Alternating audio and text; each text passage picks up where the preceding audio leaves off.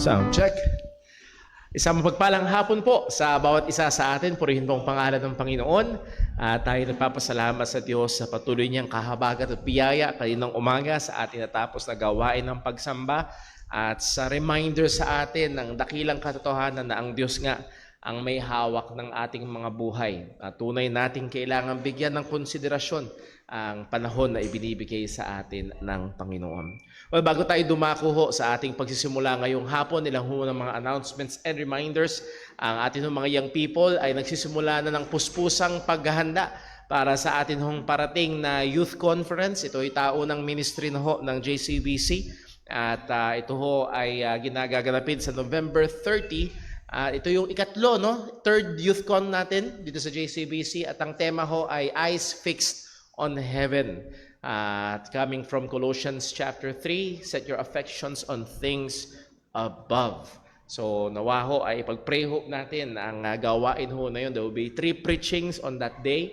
At gamitin ng Diyos sa buhay ho ng ating mga kabataan. I myself am a testimony na bunga o ginamit ng Diyos yung mga gawain pang kabataan na yun para hamunin at tawagin ng Panginoon sa pangangaral ho ng salita ng Diyos. So pag-pray natin, una ay magligtas ang Panginoon, pangalawa ay magpatibay ng mga mananampalataya ang Panginoon, and then kung kalooban ng Diyos ay gamitin niya yung mga gawain na ganito upang tumawag ng mga susunod na henerasyon na mga manggagawa at mga ngaral ho ng salita ng Diyos.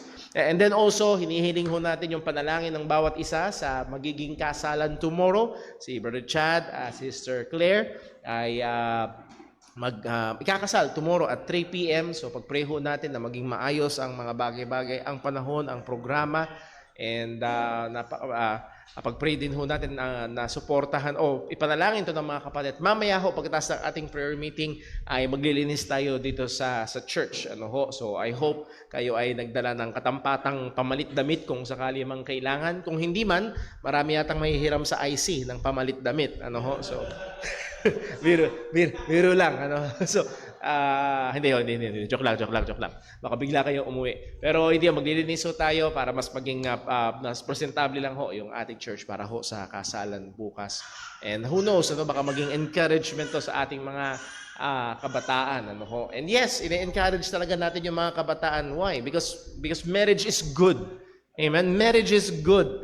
At nawa ho yung mga young people natin ay nananalangin, nagpaplano, nangangarap ng isang nakakaluwalhati sa Diyos na kasal at pag-aasawa. And ating ini-encourage sila na isama ang church, ang church family na nagpe-pray at nagbabantay at nag-encourage sa ating mga kabataan patungo doon sa direksyon ho na yon. And meron pa ba akong nakakalimutan? Pinapaalala lang ho, nagpaplano ho tayo ng isang church overnight outing.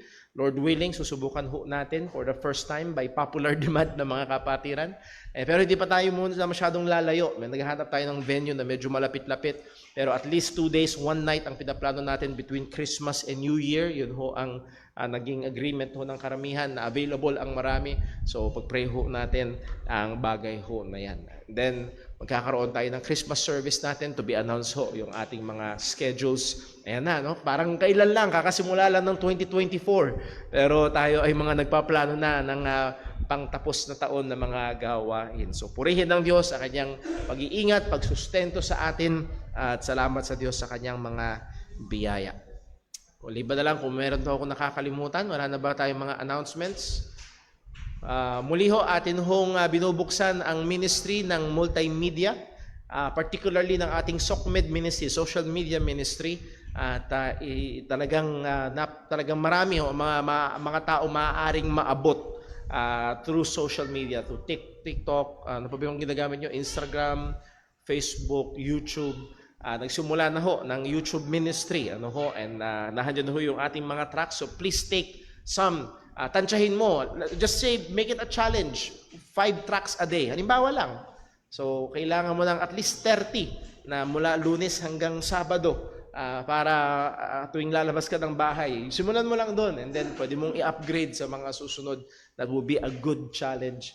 And again, ay kasama natin ng Panginoon. As Jesus Christ said, Lo, I am with you always, even to the end of the world, as we seek to obey His command to make disciples. So nawa ay pag-pray natin, mag-take courage tayo sa bagay ho na ito. Kung hindi pa ho nyo nabisita, please visit yung Faithful Bible Truths, subscribe, and panoorin nyo ho yung mga video, and kung maaari ay share ho natin sa iba para makarating ho sa kanila, lalo na ho ang mensahe ng kaligtasan. Tayo ho ay dadako sa ating paghahanda sa pagsamba. Magkaroon tayo ng ilang sandali ng tahimik, personal, at mataimtim ng pananalangin at upang hingin natin ng tulong, gabay at pagsiyasat ng Panginoon sa atin upang maging handa tayo sa pagsamba sa Kanya. Manalangin po tayo.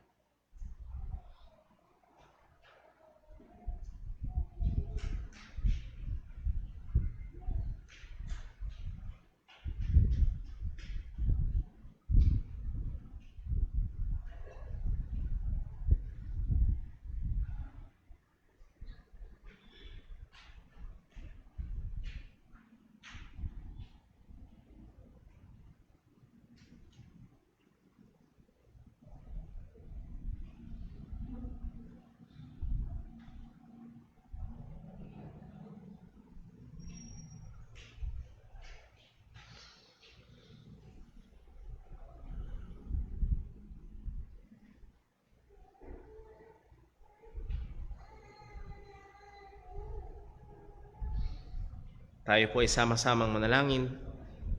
Panginoon naming Diyos, aming Ama sa langit, patuloy kaming lumalapit sa iyo sa pamamagitan ng aming Panginoong Hesukristo, na namatay, nilibing at muling nabuhay, ngayon nasa kanan mo at namamagitan para sa amin.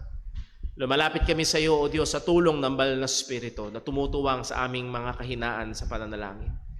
Lord, salamat po sapagkat alam namin na ikaw ay aming Ama, na dumirinig sa aming mga panalangin kung ito'y sang-ayon sa iyong kalooban.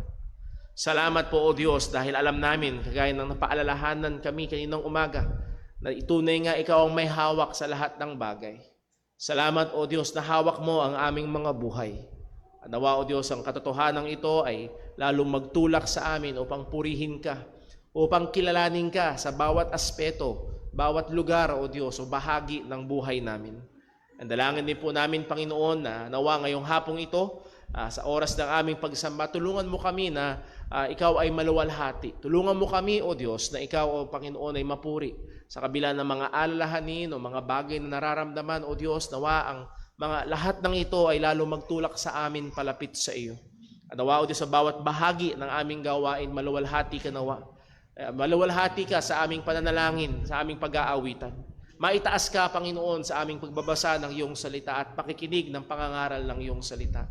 At muli, O Diyos, ay sa lahat ng ito, aming pong hinanasa na mabigyang lugod ang iyong pangalan. Tulungan mo kami, Panginoon, na maialay namin sa iyo ang aming mga sarili bilang haing buhay, banal, buhay at kalugod-lugod sa iyong harapan na siyang katampatan naming pagsamba.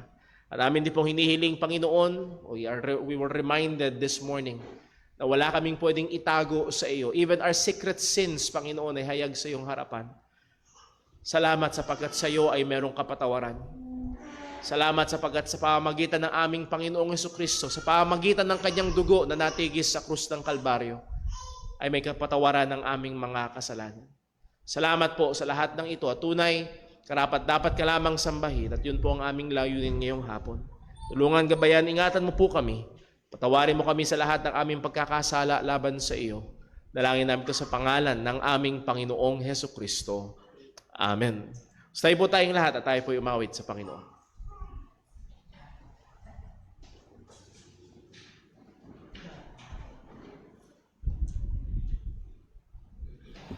Tayo po'y mawit sa Panginoon. Mawitin po natin, o kay tamis ng nakay Jesus.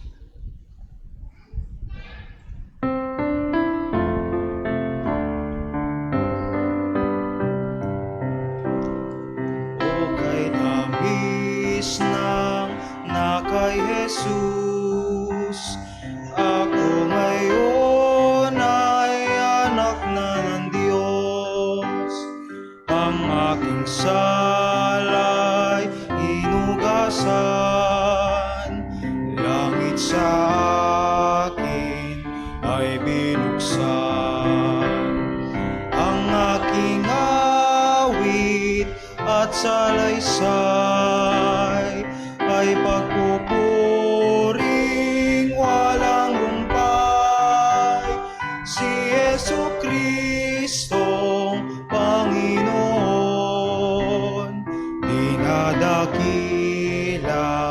sa maghapon.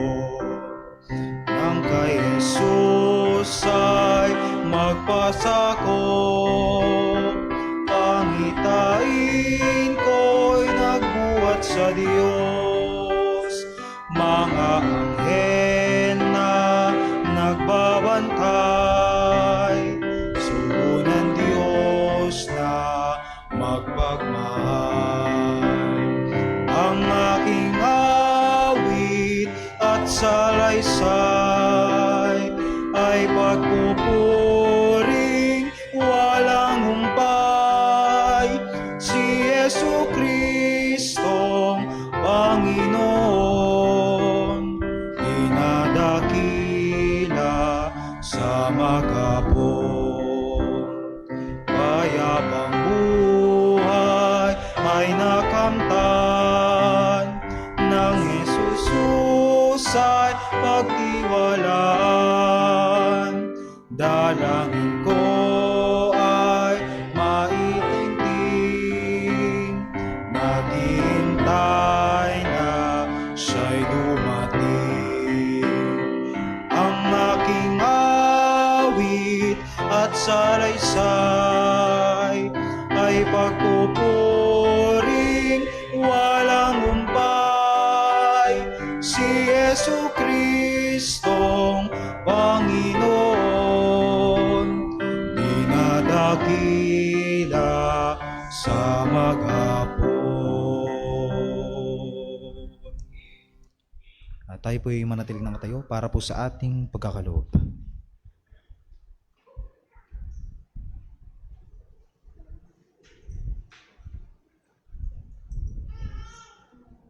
Magandang hapon sa ating lahat mga kapatid. Para po sa mga talatang basihan sa ating pagkakaloob, basahin po natin ang 2 Corinthians chapter 9 verse 6 hanggang 8.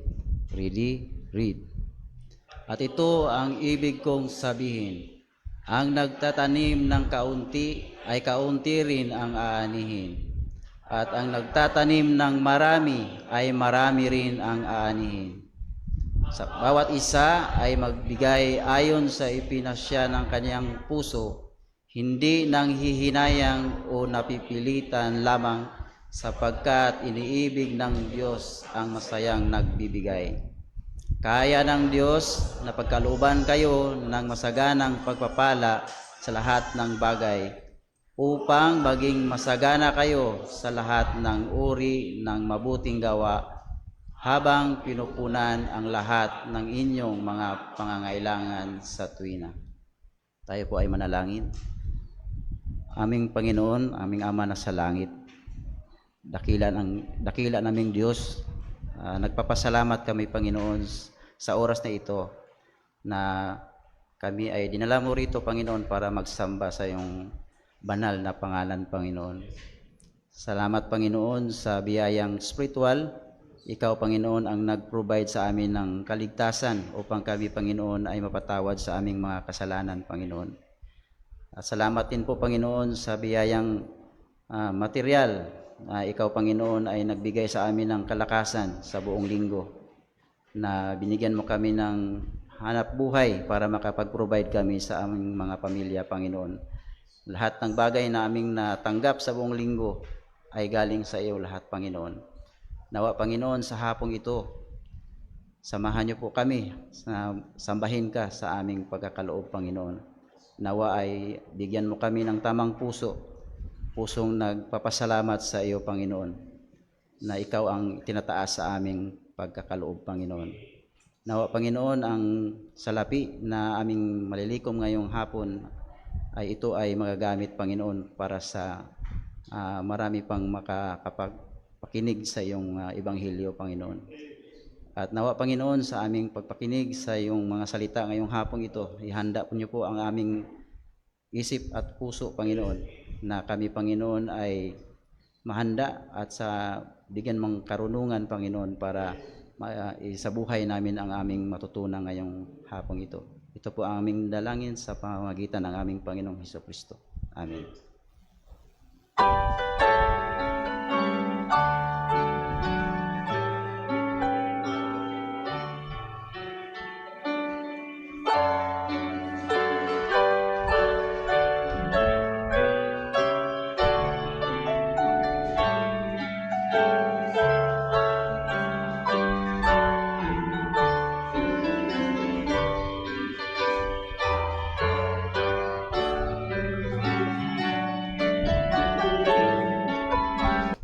muli po tayong makakita sa Panginoon. Nawiti po natin, saved by the blood of the crucified one.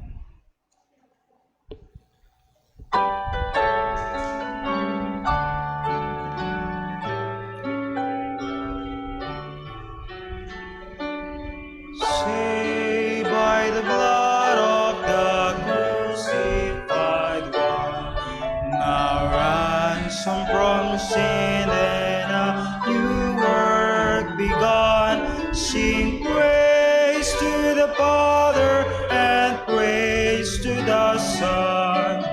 Saved by the blood of the crucified one. Saved,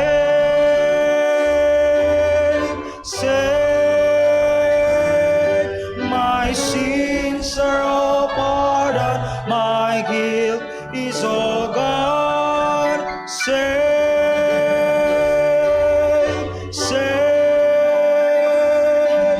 I'm saved by the blood of the crucified one.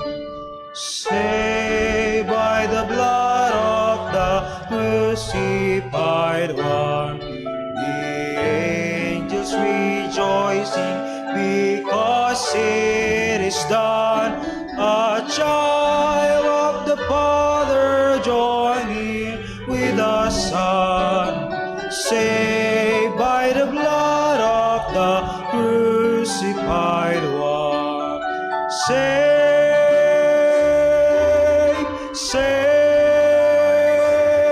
my sins are all pardoned, my guilt is all gone.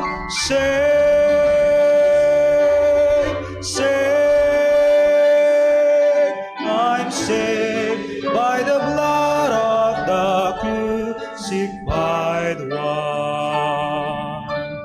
Saved by the blood of the crucified one.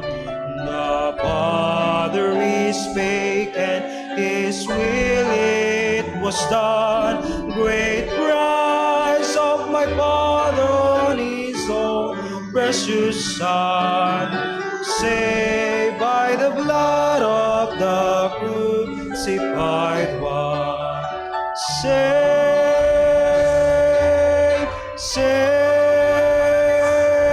my sins are all pardoned, my guilt is all gone.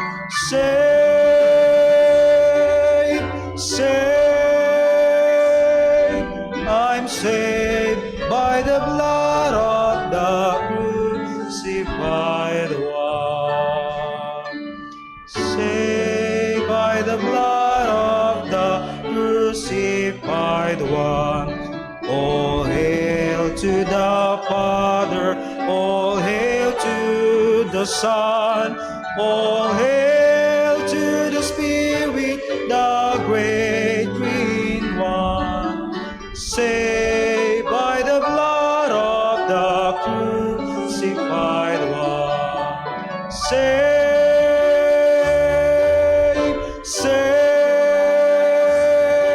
my sins are all pardoned, my guilt is all gone.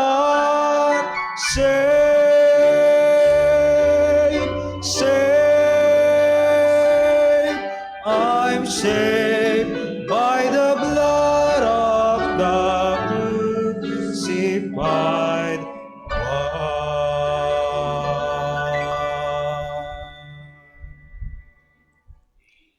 Tayo po'y magsitay pong lahat. Muli po tayo makawit sa Panginoon. Witi po natin, Send the Light.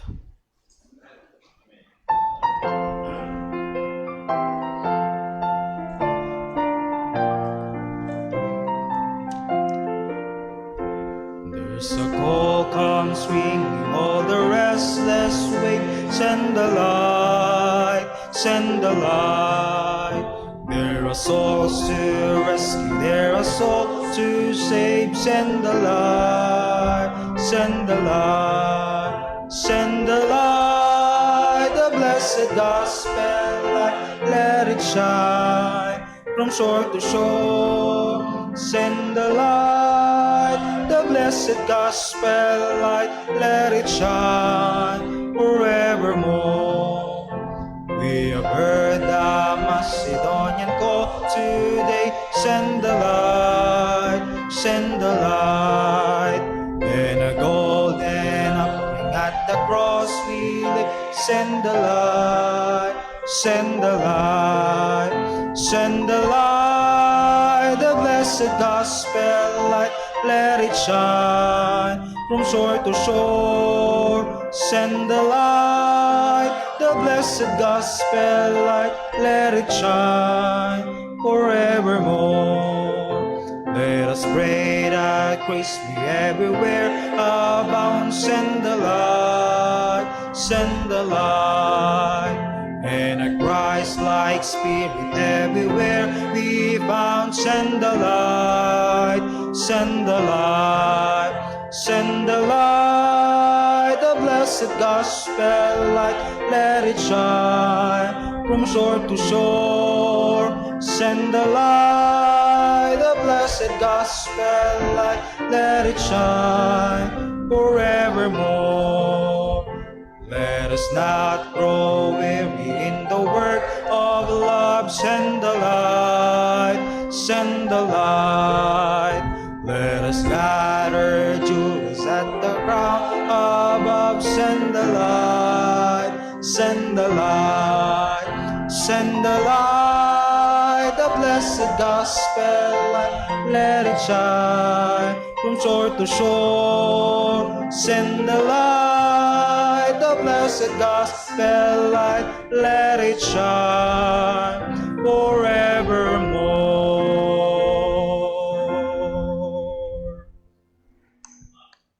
Tayo po'y manatiling na tayo para po sa ating pagbasa po ng salita ng Diyos.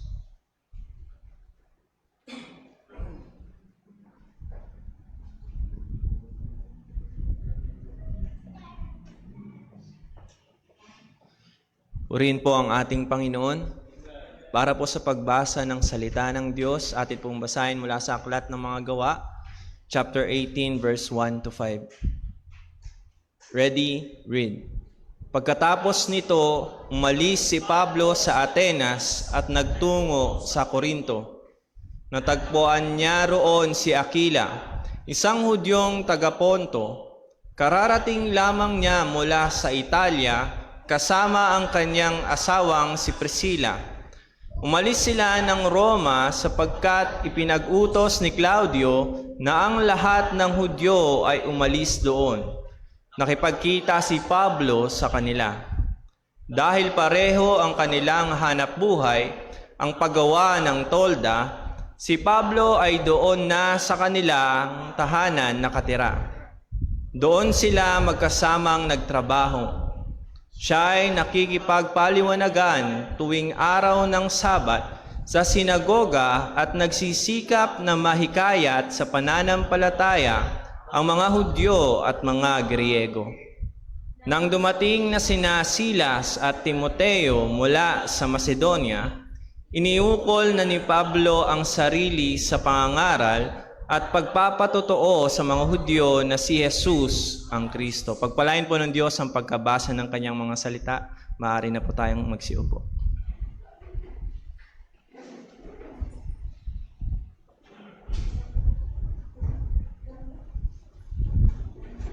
Magandang hapon po sa bawat isa sa atin. Ngayon po ay magtungo tayo sa ating pag-aaral ng salita ng Diyos.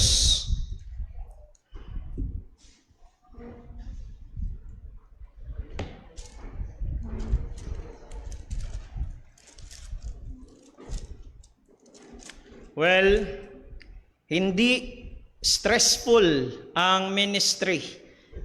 Yan ang sabi ng isang 25 anyos na pastor na ito.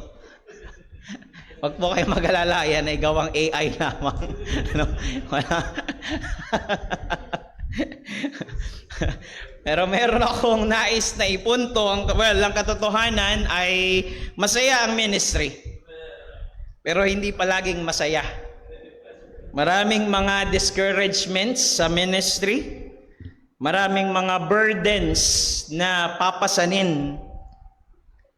Pero ang pag-asa ng bawat manggagawa o ng bawat lingkod ng Diyos ay hindi yung magiging masaya ang ministry, yung magiging fulfilling at walang stress, kundi ang pag-asa ng bawat manggagawa ay ang Diyos na siya yung magsusustena ng kanyang biyaya sa kanyang mga lingkod. Ating pag-aralan ngayong hapong ito, God's sustaining grace to His servants' needs.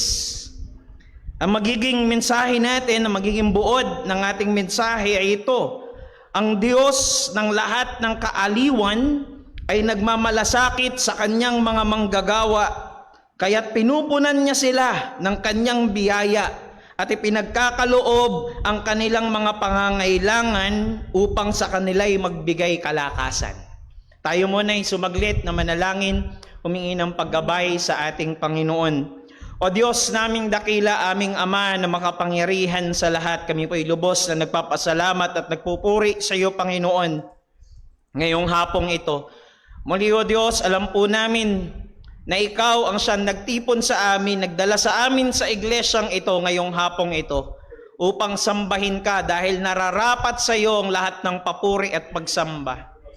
O Diyos, salamat po dahil meron kaming ganitong klase ng pagkakataon, oportunidad, pribilehiyo na makapag-aral ng iyong mga salita at sama-samang sumamba. Tunay nga na napakadakila ng biyaya mo sa amin, Panginoon. O Diyos, tulungan mo po kami sa aming pag-aaral ngayong hapong ito.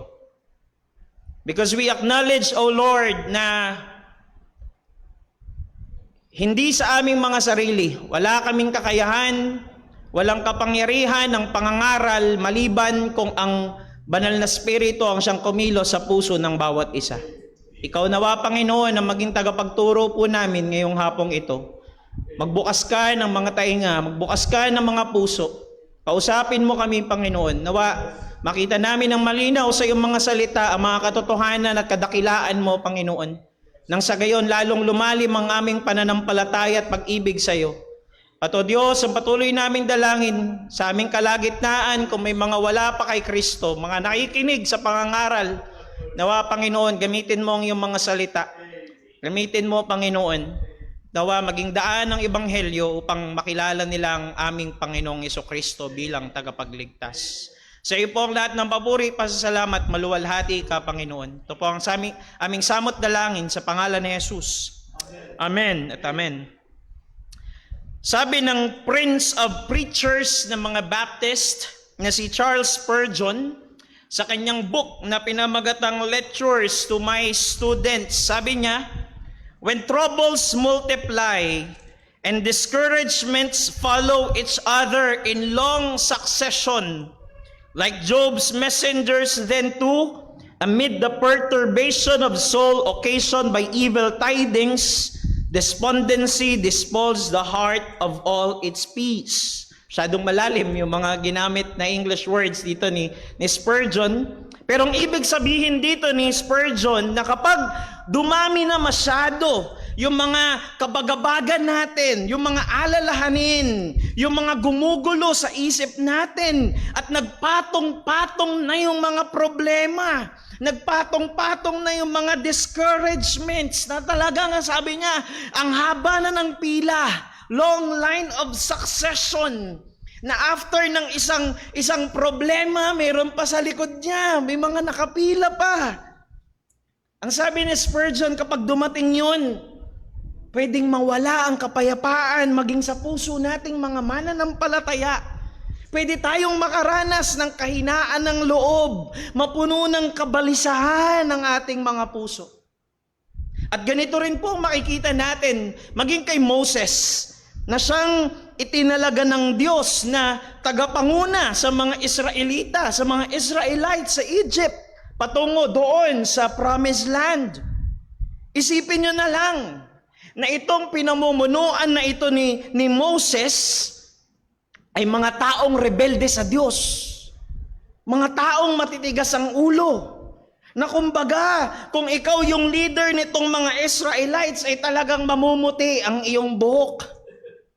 Kaya ang sabi ni Moses, na siyang leader ng mga Israelites during this time, ang sabi ni Moses sa Panginoon sa Numbers chapter 11 verses 14 to 15.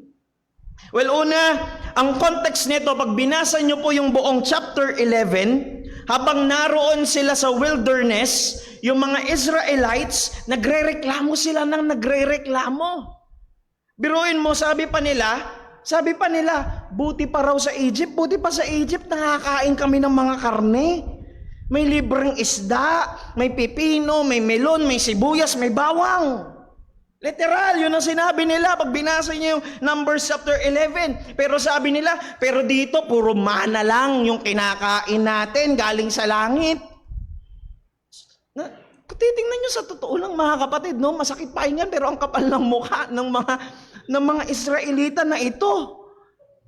Biruin mo, ilang taon kayong inalipin ng Ehipto at niligtas kayo ng Diyos doon.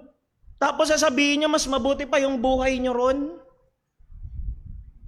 Kung titingnan natin, kung itatranslate natin sa panahon natin, walang pinagkaiba yan, maging sa mga mananampalataya na nag-iisip at naiinggit sa mga hindi mananampalataya na parang mas malaya pa ata ang buhay nila. Na nagagawa nila yung gusto nila. Kompleto yung kanilang weekends. Sabado at Linggo. Tayo, Sabado lang. Puti pa sila, makakapagtrabaho, makakapagbukas ng business, kahit na Linggo, tapos tayo mga Kristiyano, bawal. Yung ganyan mag-isip, parang akala mo, inagawan tayo ng Diyos ng araw.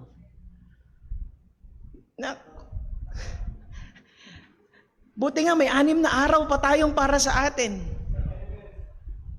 Sadyang inilaan ng Panginoon yung nag-iisang araw na yun na espesyal para sa Kanya. Kaya sa sobrang tigas ng ulo ng mga Israelita, ito ang sabi ni Moses. Sabi ni Moses, I am not able to carry all these people alone. The burden is too heavy for me. If you will treat me like this, ang sabi ni Moses sa Panginoon, if you will treat me like this, kill me at once. If I find favor in your sight, that I may not see my wretchedness.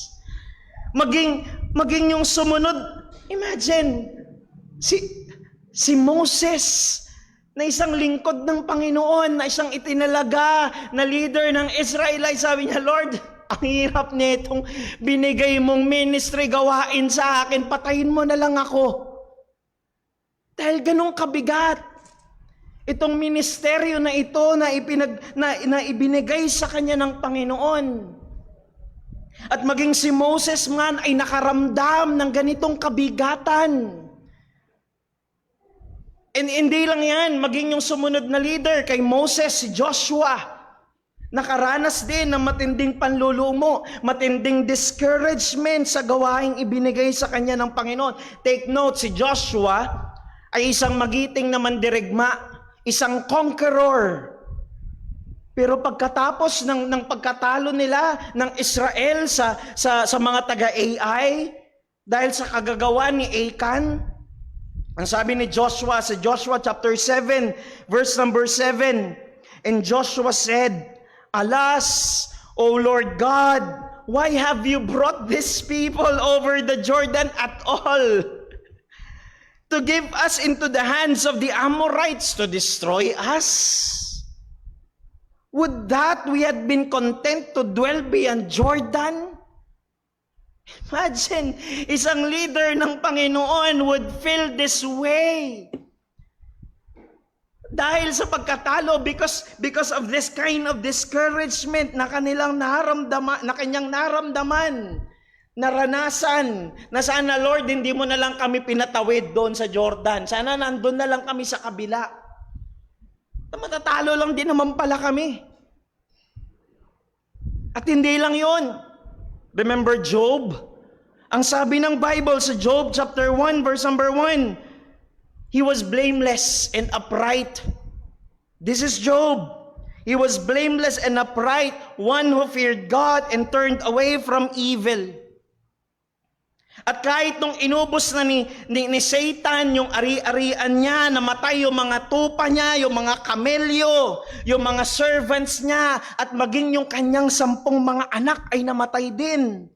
Pero ang sabi ng Biblia sa Job chapter 1 verse number 22, in all this, Job did not sin or charge God with wrong.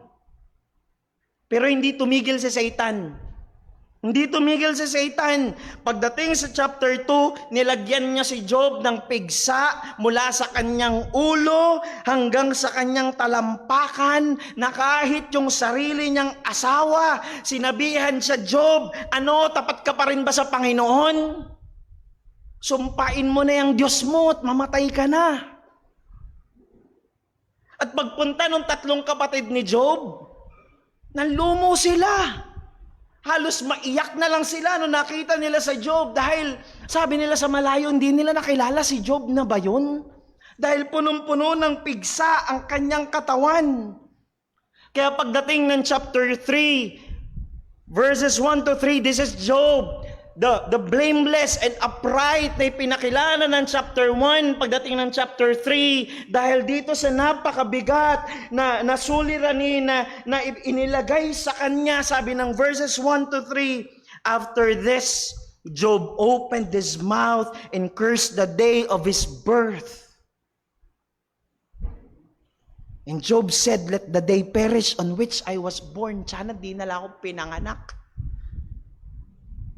At mas tumindi pang lalo yung pagkalugmok na yan, nararamdaman ni Job. Kaya pagdating sa chapter 9, verses 15 to 24, and let me read it sa Tagalog para mas makita natin. Ang sabi ni Job, kahit na wala akong kasalanan, hindi ko maipagtanggol ang sarili ko. Ang magagawa ko lamang ay magmakaawa sa Diyos na aking hukom.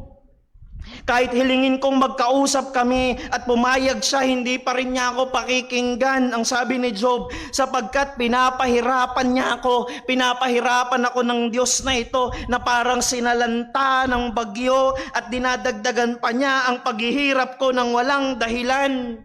Halos malagot na ang aking hininga dahil sa paghihirap na idinulot niya sa akin. Kung lakas ang pag-uusapan, walang tatalo sa Diyos na yan. At kung sa hukuman idadaan, sinong makakapaghabla sa kanya? Kahit na wala akong kasalanan. Dahil we know the story. He was blameless, he was upright. Kung titignan natin, wala naman talagang makikitang kasalanan na ginawa niya para sabihin, katulad na sinasabi ng kanyang mga kaibigan, palo yan. Sabi ni Job, kahit wala akong kasalanan, paparusahan pa rin ako dahil sa mga sinabi ko. Kahit na wala akong kapintasan, wala na itong halaga sa akin ngayon, kinamumuhian ko na ang aking buhay. Pareho lang naman ang kapalaran ng matuwid at masama, lahat sila ay mamamatay. Kapag biglang namatay sa kalamidad ang matuwid, sabi ni Job, natatawa lang siya. Imagine that. Ipinagkatiwala niya ang mundo sa masasama. Tinatakpan niya ang mata ng mga hukom para hindi sila humatol ng tama. Kung hindi siya ang gumagawa nito, sino pa kaya? Kung iisa-isahin natin, mga kapatid, napakarami pang mga characters sa Bible ang pwede nating ibigay. Pero anong ipinupunto natin dito? Even the best of the best. Maging yung mga so-called heroes of faith. Lahat sila ay nakaranas ng kabigatan, discouragements, depression, and even moments na masasabi nating bagsak, lugmok, mahina ang kanilang pananampalataya. Tao lang din sila. Tao lang din sila. Maging sila man ay nangangailangan ng biyaya ng Diyos na magpapalakas sa kanila. At nais ko pong makita natin ngayong hapong ito sa ating pag-aaral na maging ang mga lingkod ng Diyos, ang mga pastor, maging ang ating pastor, at ang mga manggagawa ng Panginoon ay nangangailangan din ng biyaya ng Panginoon. Muli uulitin ko, hindi madali ang ministry. Hindi madali ang ministry, mga kapatid. Nawa makita natin na tayong mga mananampalataya ng iglesyang ito ay pwedeng magamit ng Diyos upang magpalakas at maging encouragement sa mga lingkod ng Panginoon. Na maging si Apostol Pablo man, na isa, sabihin na natin, siya ay isa sa mga greatest figures of Christianity, ay hindi nakatakas sa kabigatang dala ng discouragements. Maging si Apostol Pablo man ay tao lang din naman. Humanly speaking, kung titignan natin, mga kapatid, nakakapagod itong ginagawa ni Apostol Pablo, hindi biro. Sa ilang chapters ng pag-aaral natin, kung uumpisahan natin mula doon, remember, sa pagkakasend out sa kanya doon sa lugar ng Antioch, sa pagkakasend out sa kanila ni Barnabas, doon sa chapter, hanggang dito sa chapter 18, from AD 46 hanggang AD 52, for 6 years, 6 years. Nung first missionary journey, ang nilakbay ni Pablo ay total of 1,200 miles. Tapos ngayong second missionary journey ay 2,700 miles. That's a total of 3,900 miles. At alam nyo ba, para maisip nyo kung gaano yun kalayo, ang buong Pilipinas, from north to south, halimbawa ay lalakbayin mo yon ng isang diretso, from north to south. Ang distansya lang nun ay 1,150 miles. So kahit 3 beses ka bang magpabalik-balik, kulang pa rin. 3,450, hindi pa sasapat doon sa 3,900 miles na nilakbay ni Apostol Pablo. 3 beses ka na nagpalibot-libot. So imagine, and for 6 years, mula sa Antioch noong 46 AD hanggang dito sa chapter 18, nakita natin kung ilang beses nang nabugbog si Pablo. Ilang beses na siyang pinagbabato. Nung minsan pa nga, di ba, akala nila patay na si Pablo. Pinakulong, hinagupit ng ilang beses, and in the span of 6 years, ilang beses na siyang nireject sa pangangaral ng ebanghelyo, ilang beses na siyang siniraan, ilang beses na pinagsalitaan ng masama. May mga pagkakataon na nilait pa yung kanyang pisikal na anyo. Mga kapatid, pinag-aaralan natin, binabasa natin itong ministry na ginagampanan ni Apostol Pablo, maging ng mga nakasama niya, pero hindi talaga natin lubusang maiintindihan yung bigat at yung hirap ng dinanas nila na pagdaanan.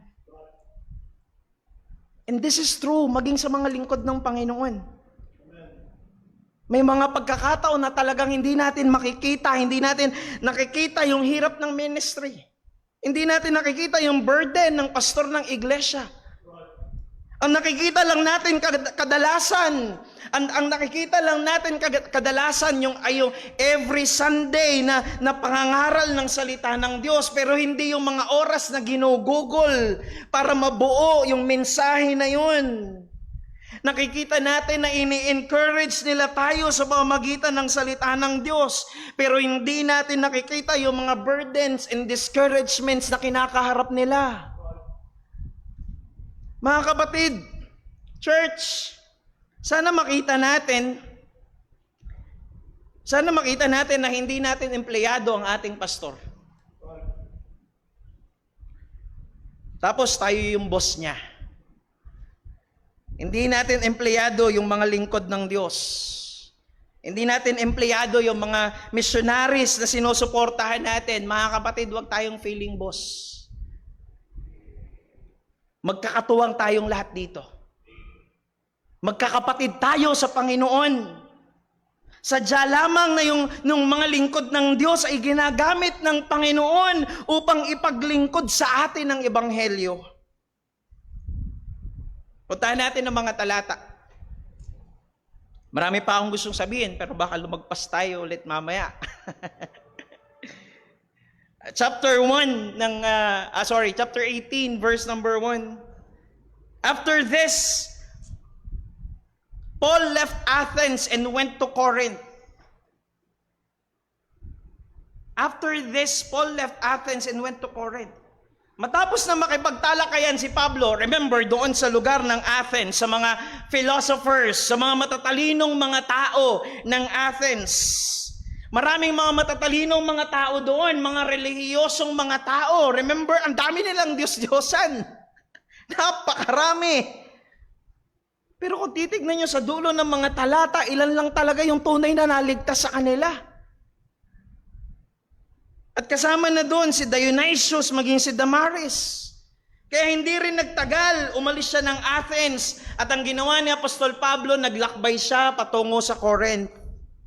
Mag-isa lang noon si Pablo rito. Remember, wala rito si Timothy and Silas. Mag-isa lang si Pablo rito. Na naglakbay siya mula Athens patungo ng Corinth. Ang layo nun, take note, ay 85 kilometers. Mula rito sa church, patungong Philippine Arena, kung magpapabalik-balik ka roon ay 11 times. Nalalakarin. O baka mas makatulong na ma-imagine, mula rito hanggang sa Tagaytay, kung maglalakad ka, skyway na yun, ha? Skyway na, ay 89 kilometers. So isipin nyo na lang, nalalakarin nyo mula rito sa church patungo ng Tagaytay. By land. Ganong kalayo yung nilakbay ni Pablo mula Athens hanggang Corinth. Nilakbay niya ng mag-isa, ng nilakad lang. So I can't imagine yung pagod dito ni Pablo, physically speaking. Yung hanggang Philippine Arena lang nakakapagod na eh. Ikaw ba naman yung maglakad ng 85 kilometers? Wala ka man lang kasama, wala kang kakwentuhan sa daan, wala kang cellphone man lang para makapag-check ng mga reels, ng mga memes, di ba? Na mapapakinggan mo para medyo malibang-libang ka. Walang earphones para may music habang naglalakad ka, walang ganon. And take note, around 49 to 52 years old na si Pablo rito. Sino po rito nasa ganong edad? may umamin. Di ba? Kung ako nga, hindi ko kayang lakarin yun. Hindi ko kayang maglakad hanggang Tagaytay. 25 years old pa lang ako. Kalahati ng edad ni Pablo. Hindi ko kaya yun. Parang may ano kayo So much more si Pablo na 50 years old. Hilakad niya yung ganong kalayo. Kaya pagdating ni Pablo doon sa Corinth, damang-dama niya yung pagod sa paglalakbay. Pero makikita natin dito yung provision ng Panginoon. Yung kanyang pagsustena. Dahil nakikita ng Diyos, mga kapatid, nakikita ng Diyos yung burden at yung pagod na nararamdaman ni Pablo. At makikita nyo rin even later on, kahit yung mga pangamba, yung takot ni Pablo ay alam ng Diyos. Napakagandang paalala nito para sa atin, mga kapatid. Nakikita ng Diyos yung mga burdens natin. Alam niya. Alam ng ating Diyos yung mga discouragements natin. Maging yung mga luha na hindi alam ng mga tao sa paligid natin, alam ng Diyos. Kahit pa yung mga bagay na hindi natin man lang magawang ibahagi sa iba. Alam itong lahat ng Panginoon. Alam itong lahat ng Panginoon. Ang sabi ng 2 Corinthians chapter 1 verse number 3, He is the God of all comfort. Ang Diyos natin ay ang Diyos ng lahat ng kaaliwan at siya ang nagbibigay kalakasan sa ating mga mananampalataya. At makikita natin dito, the Lord supplied the needs ni Apostol Pablo para palakasin siya sa mga panahong ito. At magampanan niya ng maayos yung kanyang ministry. Well, again, ang pag-asa ni Pablo ay hindi yung magiging madali ang ministry. Hindi yun ang kanyang pag-asa. Kundi ang pag-asa niya ay merong Diyos na magsusustena ng biyaya niya at pupunan yung mga pangangailangan ni Pablo. At ang unang biyaya rito na isusustena ng ating Panginoon ay una, the grace of companionship. The grace of companionship. Well, again, mag-isa lang si Pablo sa mga panahong ito. Kaya definitely, ay kailangan niya ng mga makakatuwang. Kaya nga, diba, remember, sabi ni Pablo, sumunod kayo agad. Doon abang nandun siya sa Athens, sumunod kayo agad. Pero wala pa, pagdating niya sa Corinth ay wala pa rin dito sina Timothy and Silas. Ang sabi rito ng verses 1 to 4, nagsupply ang Panginoon ng mga pansamantalang makakatuwang ni Pablo. Well, actually, ay matagalan niyang magiging katuwang ang mga ito. Sabi ng verses 1 to 4, after this, Paul left Athens and went to Corinth, and he found a Jew named Aquila, a native of Pontus, recently come from Italy, with his wife Priscilla, because Claudius had commanded all the Jews to leave Rome. And when he went to see them, and because he was of the same trade, he stayed with them and worked, for they were tent makers by trade. And he reasoned in the synagogue every Sabbath and tried to persuade Jews and Greeks. So pagdating ni Pablo doon sa Corinth, nakilala niya itong mag-asawang ito na sina Aquila and Priscilla. Well, hindi sinabi ng Biblia, pero merong dalawang view rito sa mag-asawang ito kung paano silang naligtas. Una ay maaari silang naligtas sa pamamagitan ng ministry ni Apostol Pablo. Dahil nga parehas sila ng trade, parehas silang mga tent makers, ano? At maaaring noong mga panahon na yon, habang nakakasama sila ni Pablo, ay doon, habang nagte-tent making, ay doon binahagi ni Pablo sa kanila ang ebanghelyo. At doon nila nakilala ang Panginoong Jesucristo. Yun ang una.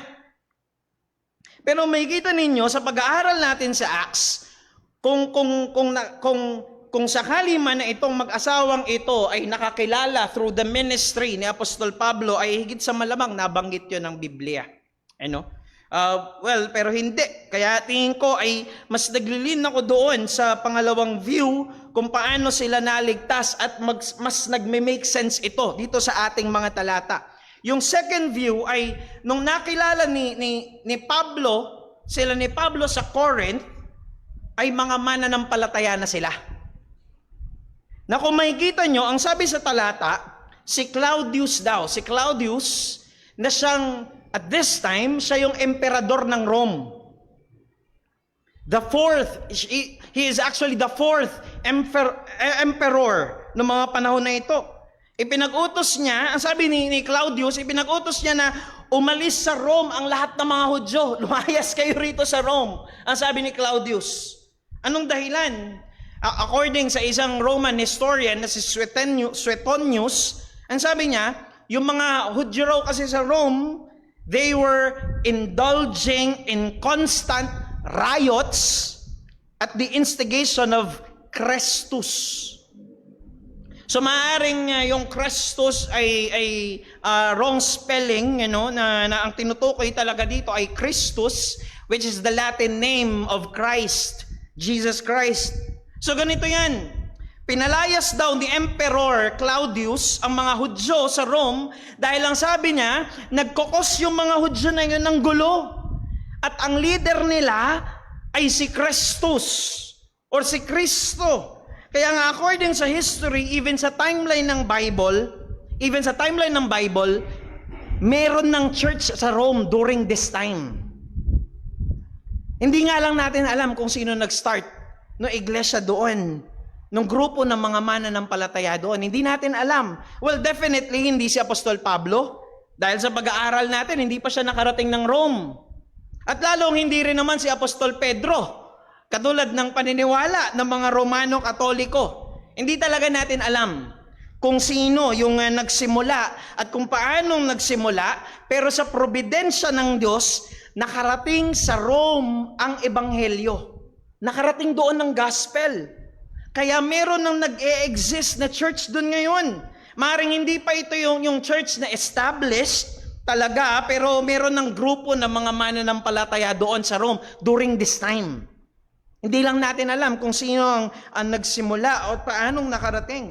At maaaring itong mag-asawa na ito na nanggaling sa Rome, na si Aquila and Priscilla, ay mga mananampalatayang bahagi na ng iglesia doon sa Rome.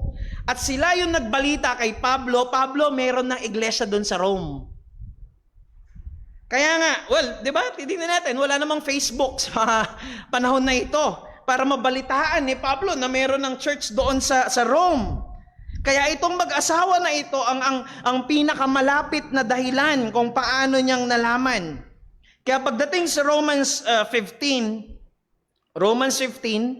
susulat si Pablo sa mga mananampalataya doon sa Rome. Sabi niya sa kanila, hindi pa siya makapunta, hindi pa ako makapunta dyan. May mga hindrances. Gusto ko sanang bumisita. Gusto ko sanang makarating dyan, sabi ni Pablo, kaso may mga hindrances. Actually, pabalik na ako ng Jerusalem ngayon. Yun ang sabi ni Pablo sa Romans chapter 15. Kaya nga yung Book of Romans ay nasulat ni Pablo sa mga panahon na to habang nandito siya sa Corinth. At kung mapapansin ninyo, ang sabi ng talata sa verse number 3, and because he was of the same trade, he stayed with them and worked, for they were tent makers by trade. Actually, kanina sa Tagalog, yung binasa natin kanina ay nanirahan siya sa kanila. Tingin ko ay yun yung tama. Dahil yung word na stayed dyan, that implies na tumira si Pablo sa tahanan ni na Aquila and Priscilla. Binuksan ng mag-asawang ito yung kanilang tahanan para kay Pablo na isang misyonero at lingkod ng Diyos. Makikita natin na ang ipinakitang ito ng mag-asawa Aquila and Priscilla ay actually a Christian hospitality. Makikita natin dito na pinunan ng Diyos yung ganitong klase ng pangangailangan ni Apostol Pablo, na meron siyang mga kapwa mananampalataya na makakasama. Dahil alam ng Diyos na yun ang kailangan niya sa mga panahon na ito. Naglakbay siya mula sa Athens patungo sa Corinth nang siya lang mag-isa. Yun layo noon at magbe-minister siya na mag-isa lang. Alam ng Diyos na during this time ito yung pangangailangan ni Pablo. At kung titignan natin ay kung pag-aaralan natin mga kapatid, hindi disenyo ng Diyos na maging individualistic tayong mga mananampalataya. Ang disenyo ng Diyos ay hindi lang tayo basta maligtas at maging Kristiyano. Ang disenyo ng Diyos ay maging bahagi tayo ng iglesia kung saan may mga makakasama tayong ibang mga mananampalataya. Walang nag-iisang mananampalataya lang. Hindi yun ang disenyo ng Panginoon. Ang disenyo ng Panginoon sa mga mananampalataya, kung ikaw ay nagpapakilalang mananampalataya, dapat maging kabahagi ka ng isang iglesia. Yun ang disenyo ng Diyos. Makita natin dito na pinrovide ng Diyos itong pangangailangan na ito ni Pablo at this time. Bakit? Dahil ang Panginoong Jesucristo man mismo ay alam niya yung pakiramdam ng nag-iisa. Habang nandoon siya, remember sa daan ng Kalbaryo, patungo doon sa krus, ang Panginoong Jesucristo ay mag-isa niya lang pinasan ang krus. Kahit isa sa kanyang 12 mga disipulo ay walang naglakas ng loob na tulungan siyang pasanin yun. Maaring nandoon lang sila sa kanyang paligid, nanonood sa kanya, pero walang naglakas ng loob na tulungan ang kanilang Panginoon. Na maging kumbaga yung pinuno, masasabi natin pinuno ng kanyang mga disipulo, si Apostol Pedro, ikinaila siya 3 beses. Lahat sila'y takot. Iniwanan nilang nag-iisa ang Panginoong Jesucristo doon sa pagdurusa na yun. Kaya alam ng Diyos yung pakiramdam ng nag-iisa. Alam ni Kristo yun. Pero hindi tulad ng mga disipulo, hindi niya pinabayaan si Apostol Pablo. Hindi niya pinabayaan si Apostol Pablo na mahirapang nag-iisa at walang katuwang. Listen. Ginamit ng Diyos maging ang pinakamakapangyarihang pinuno ng pinakamakapangyarihang imperyo ng mga panahong ito, ang emperador ng Roma, upang magpadala ng mga Kristiyano from Rome patungo sa Corinth dahil merong lingkod ng Diyos doon na pagod, nalulumbay at kailangan ng katuwang ng mga kapwa niya mananampalataya. Ginamit ng Diyos maging ang emperador ng Rome to sustain the need ng kanyang lingkod, ang Apostol Pablo. Alam niyo po mga kapatid, napakalaking tulong ng mag-asawang ito para kay Apostol Pablo. Kaya ganun na lang yung commendation niya sa kanila. Ang sabi ng Romans chapter 16 verses 3 to 4. Romans 16 verses 3 to 4. Greet Prisca and Aquila. Yung Prisca dyan is Priscilla. By the way, kasi yung Priscilla ay diminutive form. Kumbaga parang pig. Tapos piglet. Ayun. Kumbaga ay mas maliit na klase. Parang ganon yung Prisca. Yung Priscilla ay diminutive form. Parang ganon. So iisa lang yan. Priscilla and Aquila. Baka kasi isipin nyo ay may pangalawang asawa. Si Aquila.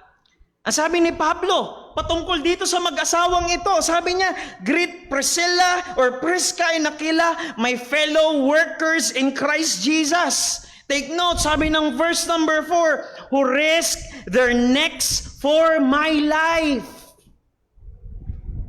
Mga kapatid, mga ordinaryong mananampalataya lang itong mag-asawang ito. Pero sila'y naging mga katuwang ni Pablo sa ministry. Sila'y naging mga kamanggagawa ni Pablo sa ministry. Ibig sabihin, hindi lang nila tinitignan si Pablo habang may ginagawa siya.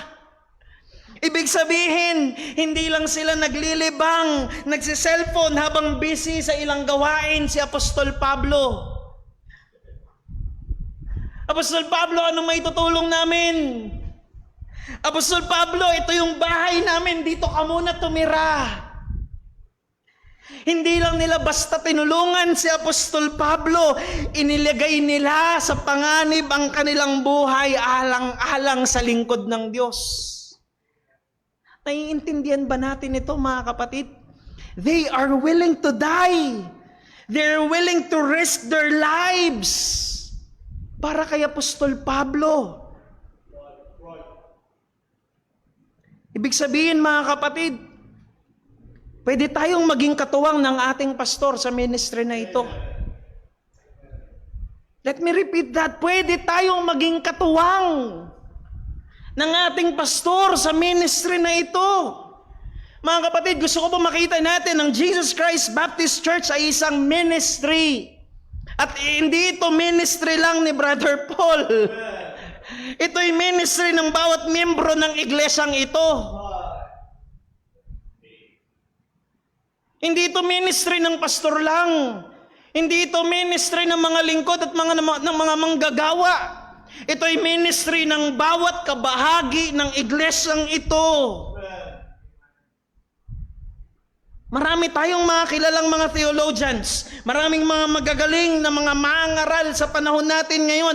Maraming mga available na mga lessons online na pwede nating pakinggan, purihin ng Panginoon. Pero mga kapatid, hindi natin pastor yung mga yun. Sina R.C. Sproul, sina J.C. Ryle, Paul Washer, John MacArthur, Steve Lawson, John Piper, and even other local pastors na meron tayo na faithful sa salita ng Diyos. We praise God for them, pero hindi natin sila pastor. Hindi sila ang inilagay ng Panginoon para magministeryo ng ebanghelyo sa atin.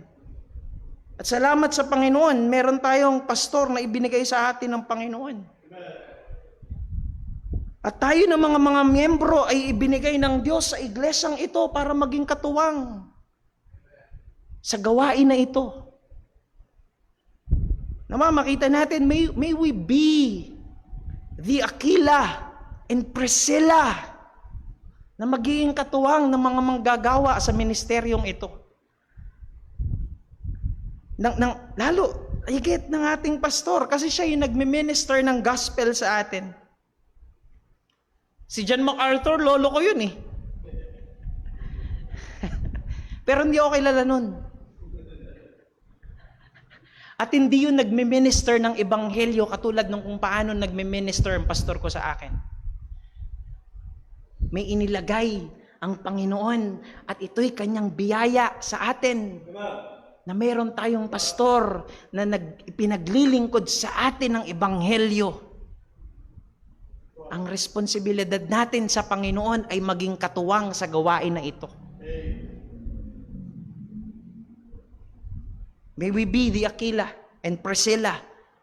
We become his co-workers in the gospel. Pangalawa, kita natin, hindi lamang yung grace ng companionship. Nakita natin na nag-provide ang Panginoon ng makakatuwang. Sa mga panahong wala si Timothy and Silas, nag-provide ang Panginoon through the Emperor Claudius, na makakatuwang niya, Aquila and Priscilla.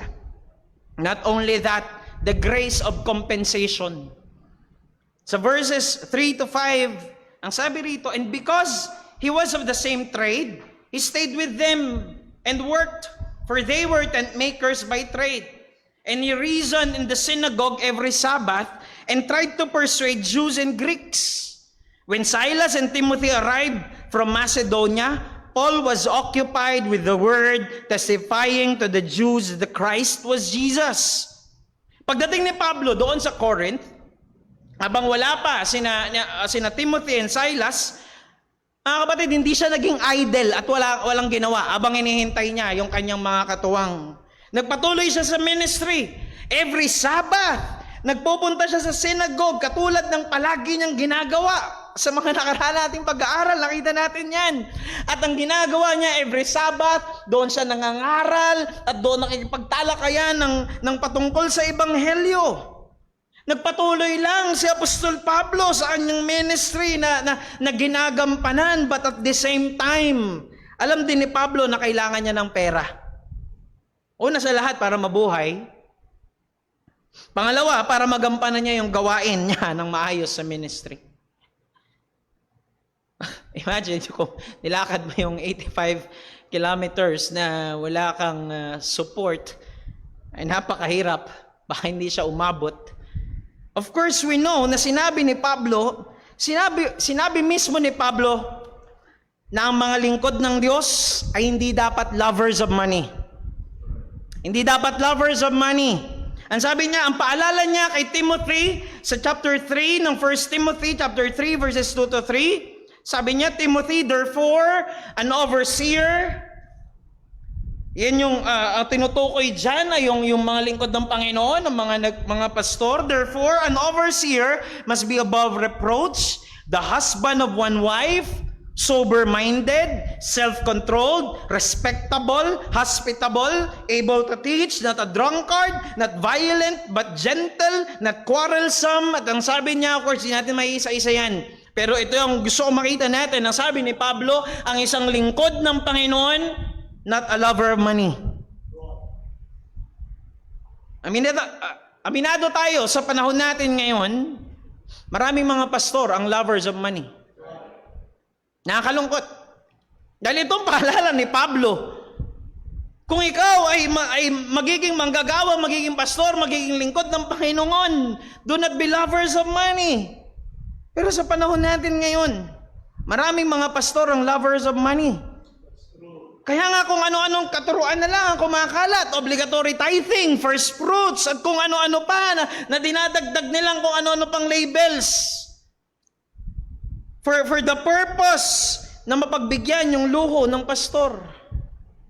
Kaya naging paalala ni Charles Spurgeon, sabi niya, money is a good servant, but a bad master. Servant lang dapat natin ng pera. Ibig sabihin, kagamitan lang yan para ma-fulfill yung mga purposes natin. Pero pag ginawa nating master ang pera, aalipinin ka niyan.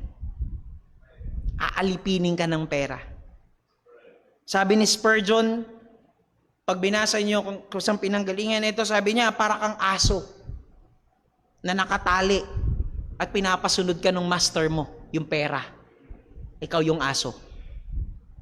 Ganon ang mangyayari sa atin kapag mas inibig natin ang pera at ginawa nating Diyos ang pera ng ating buhay. Pero, magkaiba ang lover of money sa in need of money. Grabe yung layo again na nilakbay ni Pablo, libo-libong kilometro. Diba? Yung first missionary journey pa lang, tapos ngayon nasa second missionary journey, ilang libong kilometro, ilang libong milya yung kanilang nilakbay. Kung walang pera, kung walang financial support, paano sila mabubuhay? Paano silang kakain? Yung mga lugar na pinuntahan nila, yung accommodation, paano? Saan sila titira? Hindi naman lahat ng pinuntahan nila merong Lydia na mayaman na nagpatira sa kanila. Hindi naman lahat ganun eh. Hindi lahat merong mag-asawang Aquila and Priscilla na nagpatuloy sa kanila. Hindi lahat ganun. So take note, merong role na ginagampanan ng pera pagdating sa ministry. Hindi para sa mga luho ng pastor at ng kanyang pamilya, kundi upang magampanan ng mga ministers, ng mga lingkod ng Diyos, ang kanilang ministry ng maayos. At isang malaking kahambugan yan kapag sinabi natin na hindi natin kailangan ng pera sa ministry. Walang tatagal sa ministry kung walang financial support. Gusto ko pong maging malinaw sa atin mga kapatid na ang pera ay hindi masama. Hindi masama ang pera. Ang masama ay ang ibigin at magpakaalipin sa pera. Nawa, maging malinaw sa atin na maging ang pera man, ang salapi man, ay regalo o kaloob sa atin ng Panginoon. Kaya nga kung gagamitin natin ng maayos ang salapi, magiging kagamit-gamit ang pera, maging sa ministry. At naiintindihan niya ni Apostol Pablo. Kaya nga gumawa siya ng paraan to support himself in the ministry. At yan yung tinatawag natin na tent making. Dahil nga ang trade ni Pablo or ang alam niyang trabaho o pagkakitaan ay yung tent making. At hindi ito basta tent lang na katulad ng mga ginagamit sa mga camping sa panahon natin ngayon. Kundi ito'y klase ng mga tent na talagang natitirhan yun. Pwede ka talagang tumira doon. Lalo sa medyo matagal-tagal na panahon. Ang ibang tawag dyan sa tent makers ay mga leather workers. Leather workers. Dahil kalimitan ay gawa sa leather. O yung balat ng kambing. Yung mga ginagawa nilang mga tents noon. Of course, hindi pinabayaan ni Pablo ang ministry. Maging malinaw yan. Every Sabbath, andun pa rin siya sa synagogue, nagpupunta pa rin siya sa synagogue to preach the gospel. Pero sa ibang mga araw, minamaximize niya yung oras niya, na imbis wala na siyang gawin, nagtatrabaho siya sa pamamagitan ng tent making to support himself in the ministry. At mga kapatid, wala akong nakikitang masama rito. Actually, makikita natin yan sa panahon natin ngayon.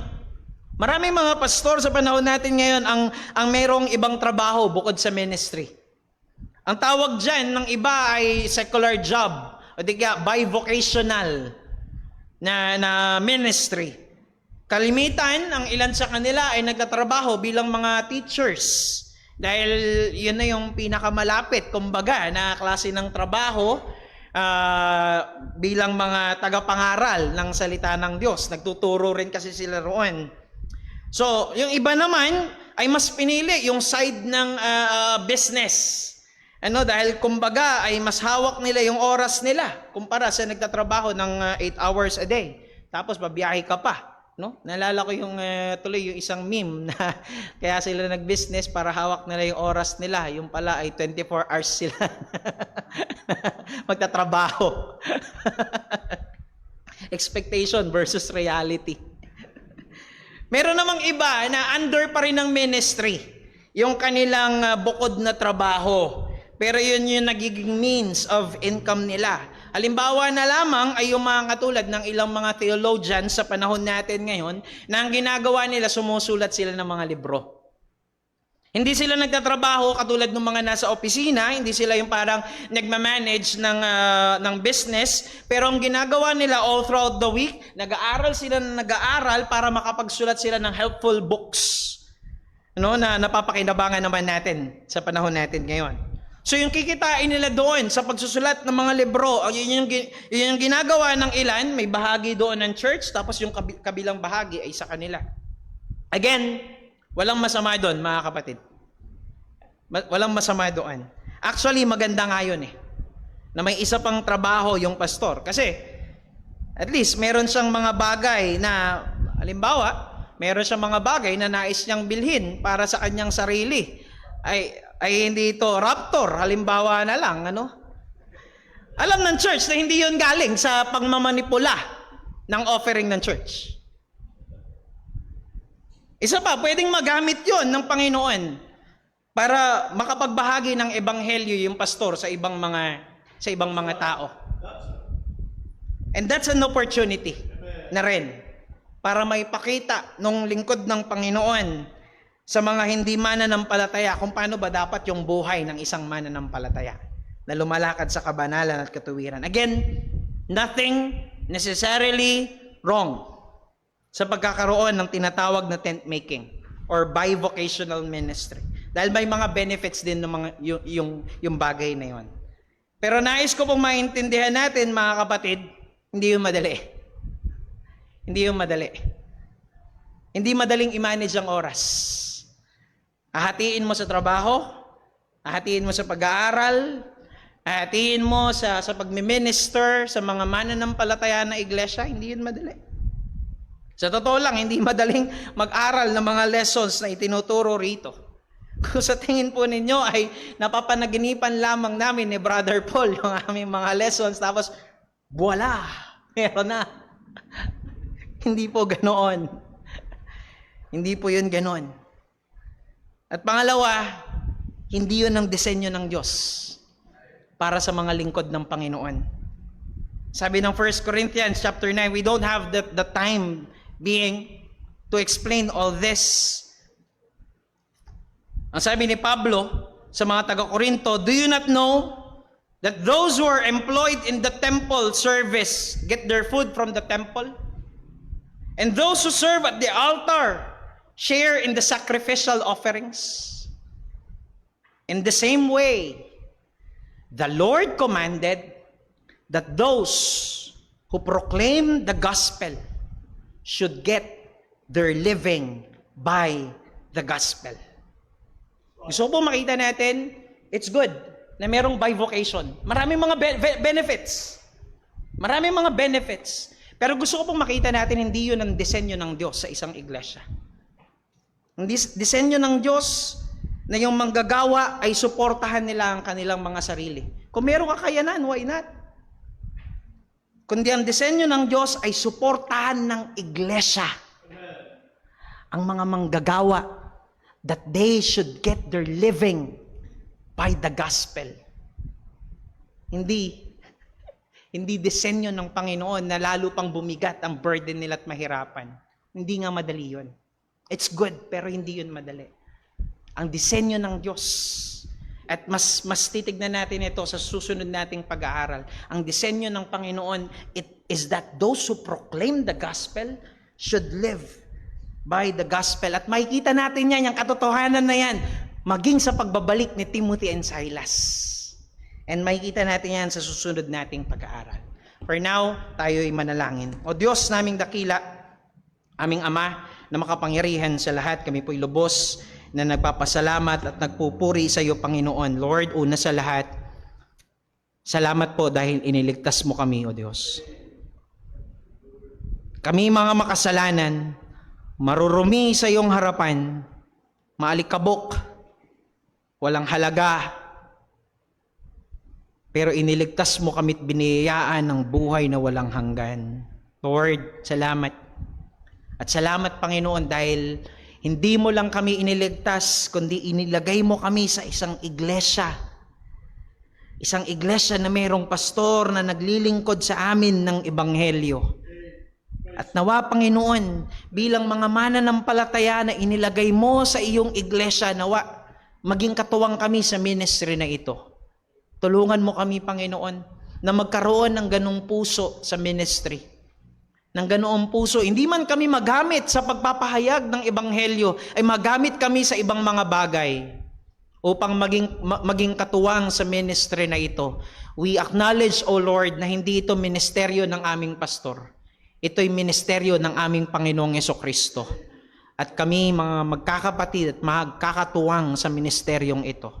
Nawa, Panginoon, tulungan mo kami, nasama-sama kami bilang iglesia, bilang mga miyembro ng iglesyang ito, nasama-sama ka naming niluluwalhati sa pamagitan ng pagganap ng mga responsibilidad namin sa iglesyang ito. Maluwalhati ka't mga purihan, ito po ang aming samot dalangin sa matamis at mapangirihang pangalan ng aming Panginoong Hesukristo. Amen at amen. Tayo pong lahat ay magsitayo at pong awitin ang ating pangwakas.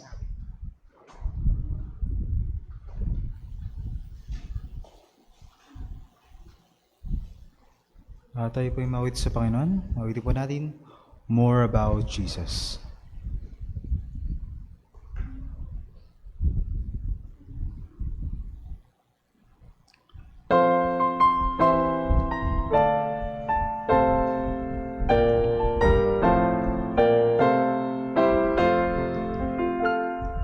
More about Jesus would I know, more of His grace to others show, more of His saving fullness see, more of His love who died for me.